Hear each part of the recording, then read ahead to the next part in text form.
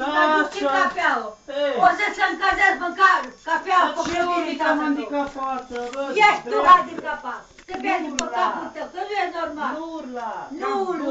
Stai ca să încălzesc cafeaua, n-am început. Acolo, este acolo. Este acolo, nu duce de aici. Asta-i pula, mă. Mănânce chefene. Și Și mănânce cancerul, pula de ruginatule. Și ce dacă mănânc? Să-ți rușine să fii în fața mea. Lasă să mănânce. Porcule! Băgați-ai pula, mă. Bagă-ți tu! Când e mame acasă, ioi, Violeta, Și o să te spui că ce vine acasă. Spune-mă. Că numai atâta știi să te duci prieteni aici. Dar și care-i problema? E casa ta, fă.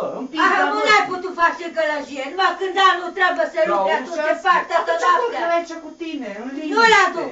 Acolo e locul să-ți mă dau. Eu am vrut să-l aduc, o că acolo e locul. O să nu tu comanzi, ești și tată tău. Nu, și care-i problema? Du-te la tine acasă, dă ordine și comentează, nu aici, dragă. Da, de gura. Ai înțeles? Da, că mă levesc. Oh, ți-e ciudă că spui, te doare? Da, că nu e normal. Cu piatea, cu ta, nu e normal. Te doare? E nebun, ești prost.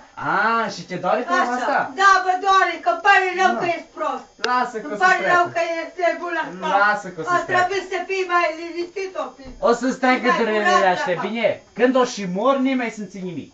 Nu trebuie să vii nici la mormântarea mea, să nici nu te văd acolo. Cum și nu mă duc? Că te prinde picioare. Și nu mă duc la mormântarea ta. Te prinde picioare, să nu vii. Și care problema? Mă duc jos după tine și acolo-ți dau. Acolo, ochii acolo. Fac, eu mor și ea, fraier. Eu după tine la săptămâna te duc la dracu acolo groapă.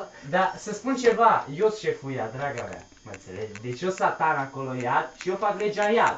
Și tu cum ajungi în iad? de mâine în fundul Așa iadului. stau. Și dansez pe Conrad, Iuliana. Oh, da. Du-te dracule, ești prost. Ești prost. Calmează-te, nu mai e la corrită jaba. Na.